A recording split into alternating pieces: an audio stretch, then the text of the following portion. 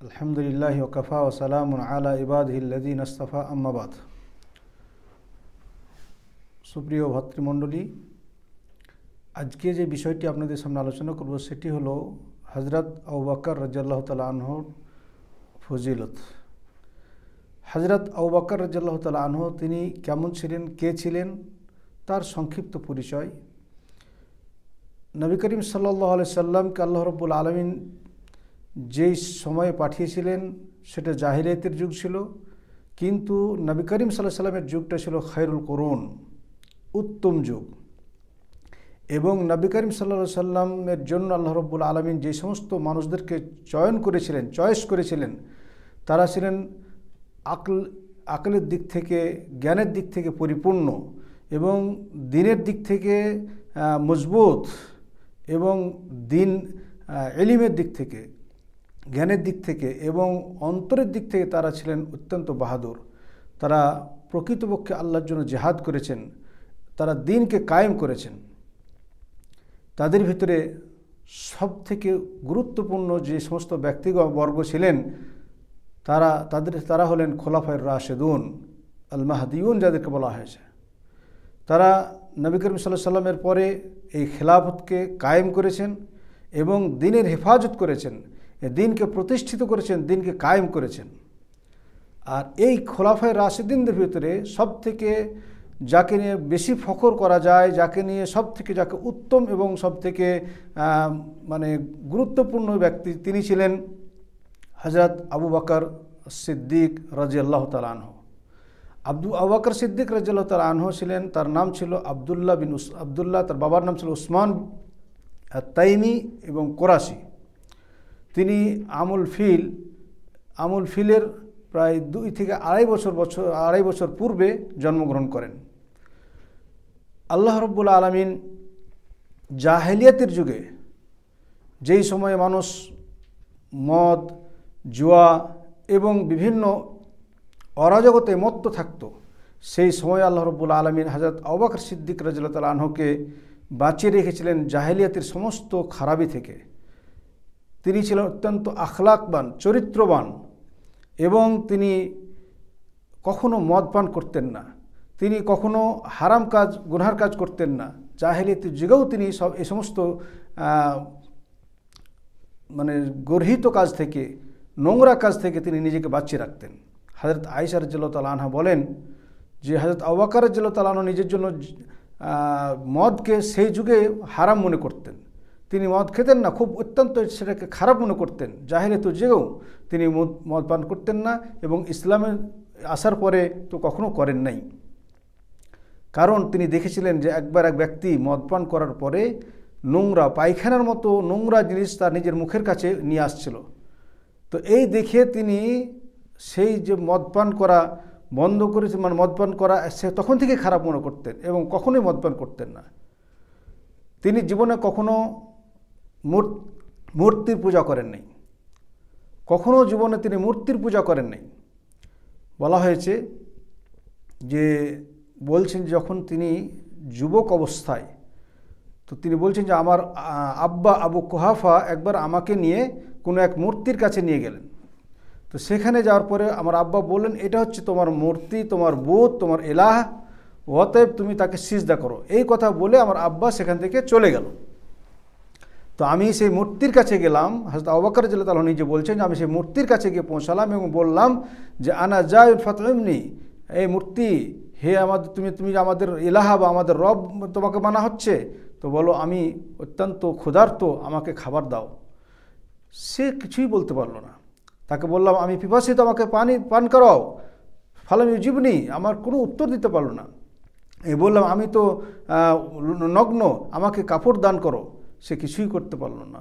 তো আমি বললাম যে আমি তোমার উপর একটা পাথর মারছি, যদি তোমার ক্ষমতা থাকে তাহলে তুমি নিজেকে বাঁচিয়ে নাও। তো কোনো উত্তর দিতে পারলো না। শেষ পর্যন্ত আমি তাকে একটা এমন পাথর মারলাম, সে পাথর খেয়ে সে মুখের ভরে উল্টে পড়ে গেল। তো এইরকম ছিল হযরত আবু বকর রাদিয়াল্লাহু তাআলা আনহু।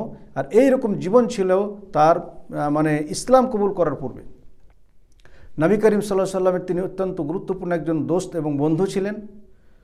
আল্লাহ রাসূল সাল্লাল্লাহু আলাইহি সাল্লামের সমবয়স্ক ছিলেন, 2-3 বছরের ছোট ছিলেন নবী করিম সাল্লাল্লাহু আলাইহি সাল্লাম যখনই নবুয়তি প্রাপ্ত হলেন, তিনি সাথে সাথে যখনই শুনলেন যে আল্লাহ রাসূল সাল্লাল্লাহু আলাইহি সাল্লাম বললেন যে আমাকে আল্লাহ রাব্বুল আলামিন নবী করেছেন, রিসালাত দান করেছেন, তিনি সাথে সাথে কোনো ধরনের দ্বিধাদ্বন্দ্ব না করে, চিন্তাভাবনা না করে সাথে সাথে তিনি ইসলাম গ্রহণ করেছিলেন এবং সেটাকে বিশ্বাস করেছিলেন, ঈমান এনেছিলেন।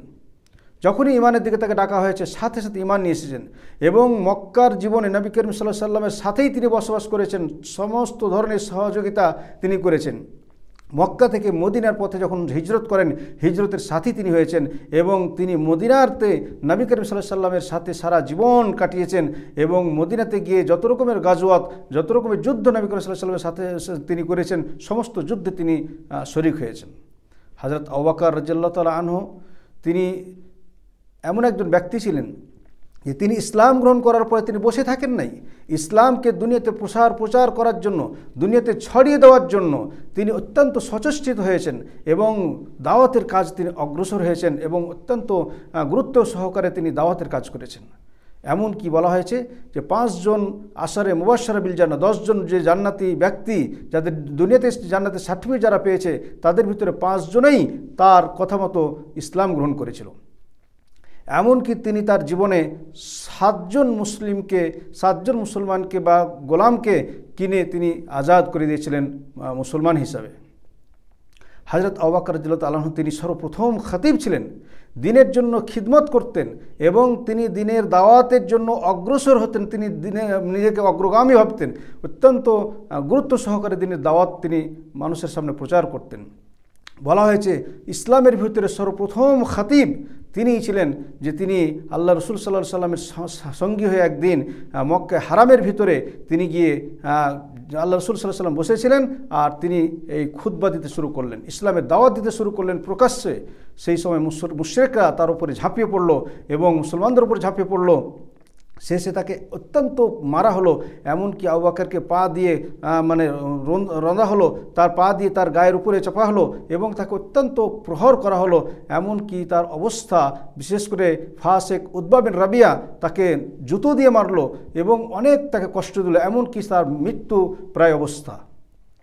এরপরে বানু তাইম গোত্রের কিছু লোক এসে তাকে সেখান থেকে কোনো রকম করে বাঁচিয়ে নিয়ে গেল বাড়িতে। সংক্ষিপ্ত আকারে বলছে একটি ঘটনা। তো বাড়িতে যাওয়ার পরে তাকে কোনোরকম বাড়িতে রেখে তারা বলল যে তোমাকে এরকমভাবে প্রহার করা হচ্ছে। যারা প্রহার করেছে তারা দেখলো যে তারা কথা বলার চেষ্টা করলো, কিন্তু তিনি কথা বলতে পারছিলেন না, সন্ধ্যা পর্যন্ত কোনো কথা বলতে পারেন নাই, মরার মতো অবস্থা, মৃত্যুপ্রায় অবস্থা। এই দিকে তারা বলল যদি আবু বকরের মৃত্যু হয় তাহলে অবশ্যই আমরা উতবাকে হত্যা করব। যাই হোক, শেষ পর্যন্ত তিনি যখন তার জ্ঞান ফিরল, অজ্ঞান হয়ে গেছিলেন, জ্ঞান ফিরল, সর্বপ্রথম জ্ঞান ফেরার পরে তিনি যে শব্দটি বের করলেন, তিনি বললেন মা ফাআলা রাসূলুল্লাহ সাল্লাল্লাহু আলাইহি ওয়াসাল্লাম, আইনা রাসূলুল্লাহ, আল্লাহ রাসূল সাল্লাল্লাহু আলাইহি ওয়াসাল্লাম কোথায় আছেন, আল্লাহ রাসূল সাল্লাল্লাহু আলাইহি ওয়াসাল্লাম কী করছেন, এই কথা তিনি সর্বপ্রথম জিজ্ঞাসা করলেন। নিজের মৃত্যুর কথা ভুলে গেছেন, নিজের কষ্টের কথা সব ভুলে গেছেন। এমন অবস্থা হয়েছিল তার মার খেয়ে যে তার মুখের অবস্থা এমন হয়েছিল যে নাকটাক সব ফুটে গিয়েছিল এবং তার নাক পর্যন্ত, তার মুখ এবং নাক চেনা যাচ্ছিল না, এমন অবস্থা। কিন্তু যখনই তার হুঁশ ফিরেছে, জ্ঞান ফেরার মাত্রই তিনি সব থেকে বেশি চিন্তিত ছিলেন আল্লাহ রসুল সাল্লাল্লাহু আলাইহি ওয়াসাল্লাম সম্পর্কে, যে আল্লাহ রসুলের কী হয়েছে, তিনি কোথায় আছেন। তার শেষ পর্যন্ত তার মা বললেন যে তিনি তো দারুল আরকামে আছেন। তো বললেন আমি ততক্ষণ পর্যন্ত আমি এক গ্লাস পানিও পান করব না, এক টুকরো খাবারও খাবো না, যতক্ষণ পর্যন্ত আমি আল্লাহ রসুলের সাথে সাক্ষাৎ না করি। শেষে রাত্রের অন্ধকারে যখন তার মা তাকে নিয়ে গেলেন আল্লাহ রসুল সাল্লাল্লাহু আলাইহি ওয়াসাল্লামের কাছে, সাথে সাথে আল্লাহ রসুলকে দেখে তিনি আল্লাহ রসুলের সাথে মুআনাকা করলেন এবং তিনি আল্লাহ রসুল সাল্লাল্লাহু আলাইহি ওয়াসাল্লামকে বললেন যে হে রাসূলুল্লাহ, আমার মায়ের জন্য আপনি আল্লাহর কাছে একটু দোয়া করেন, আপনার দোয়া আল্লাহ গ্রহণ করবেন এবং যাতে করে আল্লাহ রাব্বুল আলামিন আমার মাকে এই জাহান্নামের আগুন থেকে মুক্তি দান করেন, বাঁচিয়ে নেন। আল্লাহ রসুল সাল্লাল্লাহু আলাইহি ওয়াসাল্লাম দোয়া করলেন, সাথে সাথে তার মা সেখানে মুসলমান হয়ে গেছিল। যাই হোক, এই ছিলেন হযরত আবু বকর সিদ্দিক রাদিয়াল্লাহু তাআলা আনহু। তার ফজিলত সম্পর্কে বলা হয়েছে, অনেক হাদিস পাওয়া যায়। হযরত আবু বকর রাদিয়াল্লাহু তাআলা আনহু সম্পর্কে বলা হয়েছে তিনি সাহাবা ইকরামদের ভিতরে সবথেকে উত্তম সাহাবী ছিলেন। ইবনে ওমর রাদিয়াল্লাহু তাআলা বলছেন যে আমরা আল্লাহ রাসূলের জামানাতে হযরত আবু বকরের মতো অন্য কাউকে ভাবতাম না। তিনি ছিলেন সবথেকে গুরুত্বপূর্ণ সাহাবী এবং সবথেকে ফজিলতপূর্ণ সাহাবী। তিনি আল্লাহ রসুল সাল্লাল্লাহু আলাইহি সাল্লামকে সব থেকে ভালো জানতেন। তিনি আল্লাহ রসুলের সাথে সব থেকে মহব্বত বেশি করতেন, ভালোবাসতেন এবং আল্লাহ রসুল সাল্লাল্লাহু আলাইহি সাল্লাম সম্পর্কে তিনি অত্যন্ত জ্ঞানী রাখতেন এবং তার জ্ঞান ছিল অত্যন্ত সূক্ষ্ম। একবার নবী করিম সাল্লাল্লাহু আলাইহি সাল্লাম খুতবা দিচ্ছিলেন এবং তিনি বলছিলেন যে ইন্নাল্লাহ খায়্যারা আবদান বাইনা দুনিয়া ওয়া বাইনা মা ইনদাহু, আল্লাহ রাব্বুল আলামিন তার এক বান্দাকে ইখতিয়ার দিয়েছেন যে দুনিয়া চাও, দুনিয়াতে থাকতে চাও না আল্লাহর কাছে যেতে চাও। তো আল্লাহ রাসূল সাল্লাল্লাহু আলাইহি ওয়াসাল্লাম বলছেন সে বান্দা আল্লাহকে পছন্দ করেছেন। তো এই কথা শুনে সবাই খুশি হচ্ছেন, কিন্তু হযরত আবু বকর রাদিয়াল্লাহু তাআলা আনহু তিনি বুঝলেন যে না, এই আবদান বলা হয়েছে অর্থাৎ তিনি নবী সাল্লাল্লাহু আলাইহি ওয়াসাল্লাম, অতএব তিনি কান্না করতে শুরু করলেন। তিনি বুঝতে পেরেছিলেন যে এই যাকে ইখতিয়ার দেওয়া হয়েছে তিনি হলেন নবী করিম সাল্লাল্লাহু আলাইহি ওয়াসাল্লাম, অর্থাৎ নবী করিম সাল্লাল্লাহু আলাইহি ওয়াসাল্লাম আমাদের কাছ থেকে বেশি দিন আর থাকবেন না, চলে যাবেন। অনুরূপভাবে এইভাবে একজন সাহাবী বলছেন, আমর ইবনে আস, একবারে আল্লাহ রসুল সাল্লাল্লাহু আলাইহি ওয়াসাল্লামকে আমি জিজ্ঞাসা করলাম যে আইয়ুন নাসি আহাব্বু ইলাইক, হে আল্লাহ রসুল আপনার কাছে সবথেকে প্রিয় বান্দা, প্রিয় নাস ব্যক্তি কে? তিনি বললেন আয়েশা। বললেন মিনার রিজাল, ছেলেদের ভিতরে কে? তিনি বলেন আবুহা, তার পিতা হযরত আবু বকর রাদিয়াল্লাহু তাআলা আনহু। তো এইরকম হযরত আবু বকর রাদিয়াল্লাহু তাআলা আনহু অনেক ফজিলত আছে। আল্লাহ রাসূল সাল্লাল্লাহু আলাইহি ওয়াসাল্লাম তাকে নিজে সিদ্দিক বলেছেন। তিনি সিদ্দিক ছিলেন, তিনি সত্যবাদী ছিলেন, তিনি মানে প্রত্যেকটি কথা তিনি সাথে সাথে বিশ্বাস করতেন। নবী করিম সাল্লাল্লাহু আলাইহি ওয়াসাল্লামের সম্পর্কে যখন কেউ বিশ্বাস করতো না, যে কোনো কথা মিথ্যা মনে করতো, তিনি কিন্তু প্রত্যেকটি কথাকে সাথে সাথে বিশ্বাস করতেন এবং আল্লাহ রাসূল সাল্লাল্লাহু আলাইহি ওয়াসাল্লাম তার জন্য সাক্ষী দিতেন। বিভিন্ন বিষয় বিভিন্ন জায়গাতে দেখা গেছে যে নবী সাল্লাল্লাহু আলাইহি ওয়াসাল্লাম বলছেন ফাইন্নি উমিনু বিহি ওয়া আবু বকর ওয়া উমর, এই বিষয়ে আমি ঈমান নিয়ে আসছি, আমার বিশ্বাস আছে। আবু বকরের উপরে তিনি নিজেই এমনভাবে বিশ্বস্ত ছিলেন যে আবু বকরের কথা তিনি নিজেই বলতেন যে এই বিষয়ে আবু বকরও বিশ্বাস করবে, উমরও বিশ্বাস করবে। যাই হোক, হযরত আবু বকর রাদিয়াল্লাহু তাআলা আনহুর ফজিলত অনেক হাদিস, অনেক কিছু আছে। তিনি ছিলেন গারে সুর, অর্থাৎ নবী করিম সাল্লাল্লাহু আলাইহি ওয়াসাল্লামের সাথী। তার বিষয়ে কোরআনে আয়াতও নাজিল হয়েছে কয়েক জায়গাতে। তো হযরত আবু বকর রাদিয়াল্লাহু তাআলা আনহু তিনি অত্যন্ত গুরুত্বপূর্ণ একজন সাহাবী ছিলেন। তিনি ছিলেন সিদ্দিক, তারপরে তিনি ছিলেন কোরআনে বেশ কিছু আয়াত তার সম্পর্কে আল্লাহ রাব্বুল আলামিন নাজিল করেছেন এবং আল্লাহ রাসূল সাল্লাল্লাহু আলাইহি ওয়াসাল্লাম হযরত আবু বকর সিদ্দিক সম্পর্কে আরও অনেক হাদিস আমরা পাই যে আল্লাহ রাসূল সাল্লাল্লাহু আলাইহি ওয়াসাল্লাম বলছেন যে মান কানা মিন আহলি সাদাকা দুইয়া মিন বাবি সাদাকা ওয়া মান কানা মিন আহলি সিয়াম দুইয়া মিন বাবি সিয়াম ওয়া বাবির রায়্যান। আল্লাহ রাসূল সাল্লাল্লাহু আলাইহি ওয়াসাল্লাম বলেন যে জান্নাতে প্রত্যেকটি দরজা দিয়ে মানুষকে ডাকা হবে। যারা সাদকা করবে তার সাদকার দরজা দিয়ে তাদেরকে ডাকা হবে। যারা মানে নামাজি ব্যক্তি, নামাজের দরজা তাদেরকে ডাক দেবে। যারা জিহাদি ব্যক্তি, তাদের জিহাদের দরজা দিয়ে তাদেরকে ডাক দেওয়া হবে। তো হযরত আবু বকর রাদিয়াল্লাহু তাআলা আনহু বললেন মা আলা হাদা আল্লাযী ইউদা মিন তিলকাল আবওয়াব, হে আল্লাহ রসুল এই দরজাগুলো, সব দরজাগুলোকে কোনো এমন ব্যক্তি নাই যাকে ডাক দেবে? তো হযরত আল্লাহ রসুল সাল্লাল্লাহু আলাইহি ওয়াসাল্লাম বলেছিলেন নাম ও আরজু আন তাকুনা মিনহুম ইয়া আবু বকর। বলে আবু বকর, আমি আমার ধারণা যে সেই ব্যক্তি হলে তুমি, যাকে প্রত্যেকটি দরজা ডাক দেবে, মানে জান্নাতের সব দরজায় তুমি ঢুকতে পারবে। তো এইভাবে হযরত আবু বকর রাদিয়াল্লাহু তাআলা আনহু অনেক ফজিলত আছে। হযরত ওমর রাদিয়াল্লাহু তাআলা আনহু একদিন বলছেন যে আবু বকর রাদিয়াল্লাহু তাআলা আনহু থেকে নেকি কখনোই বেশি করতে পারতাম না। তো একদিন আমি দেখলাম যে এখন আমার কাছে অনেক টাকা পয়সা আছে, তো আল্লাহ রাসূল সাল্লাল্লাহু আলাইহি ওয়াসাল্লাম দান করতে বলেন। আমি ভাবলাম আজকে হযরত আবু বকর থেকে আমি বেড়ে যেতে পারবো। তো শেষ পর্যন্ত আমি আমার বাড়ির সমস্ত মালকে দুই ভাগ করে এক ভাগ নিয়ে এলাম আর এক ভাগ বাড়িতে রেখে এলাম। আর হযরত আবু বকর রাদিয়াল্লাহু তাআলা বাড়িতে গিয়ে দেখলেন সামান্য কিছু মাল আছে, তো সমস্ত মাল নিয়ে এসে আল্লাহ রাসূলের কাছে জমা করলেন। তো আল্লাহ হযরত ওমর বলছেন যে আল্লাহ রাসূল জিজ্ঞাসা করছেন যে মা আবকাইতা লিআহলিকা, হে আবু বকর ওমর তুমি তোমার ছেলে মেয়েদের জন্য কী রেখে এলে? আমি বললাম যে আমি আমার ছেলে মেয়েদের জন্য অর্ধেক রেখে এলাম। কিন্তু হযরত আবু বকর রাদিয়াল্লাহু তাআলা আনহুকে যখন জিজ্ঞাসা করা হলো তিনি বললেন আবকাইতু লাহুমুল্লাহ ওয়া রাসূলুহু, হে আল্লাহ রাসূল আমি আমার বাড়িতে আমার ছেলে মেয়েদের জন্য আমার আল্লাহ এবং আল্লাহ রাসূলকে রেখে এসেছি। তো হযরত ওমর বলছেন কুলতু আল্লাহ উসবিকুহু ইলা শাইইন আবাদা, হযরত আবু বকরের থেকে কখনোই বাড়তে পারলাম না। এই ছিলেন হযরত আবু বকর সিদ্দিক রাদিয়াল্লাহু তাআলা আনহু। হযরত আবু বকর সিদ্দিক সম্পর্কে বলা হয়েছে একদিন আল্লাহ রাসূল সাল্লাল্লাহু আলাইহি ওয়াসাল্লাম বলছেন মান আসবাহা মিনকুমুল ইয়াওমা সায়মান, আজকে তোমাদের ভিতরে কে রোজা রেখেছে? হযরত আবু বকর রাদিয়াল্লাহু তাআলা আনহু তিনি বললেন, আমি রোজা রেখেছি। আল্লাহ রাসূল সাল্লাল্লাহু আলাইহি ওয়াসাল্লাম বললেন, মান তাবিআ মিনকুমুল ইয়াওমাল জানাজাতান, আজকে তোমাদের ভিতরে জানাজার নামাজ কে পড়েছে? হযরত আবু বকর বললেন, আনা, আমি পড়েছি।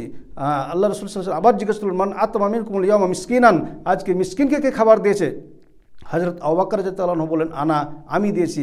মান আদা মিনকুম ইয়াওমা মারিদান, আল্লাহ রাসূল সাল্লাল্লাহু আলাইহি ওয়াসাল্লাম বললেন, তোমাদের ভিতরে আজকে কোনো অসুস্থ ব্যক্তিকে কে দেখতে গিয়েছে? হযরত আবু বকর রাদিয়াল্লাহু আনহু বললেন, আমি।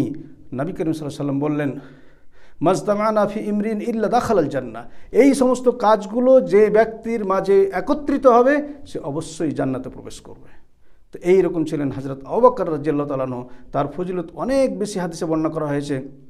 যাই হোক, আজকে আল্লাহ রব্বুল আলমিন কাছে দোয়া করব যে মহান রব্বুল আলমিন যেন হযরত আবু বকর রাদিয়াল্লাহু তাআলা আনহুর মতো, তার মতো চরিত্র এবং তার মতো ফজিলতপূর্ণ কাজকর্ম আমাদের করার তৌফিক দান করেন, এবং আমরা যেন তার দিকে খেয়াল রেখে তার মতো আমল করার তৌফিক পাই। সাল্লাল্লাহু আলা নবিনা মুহাম্মদ। আসসালামু আলাইকুম ওয়া রাহমাতুল্লাহি ওয়া বারাকাতুহু।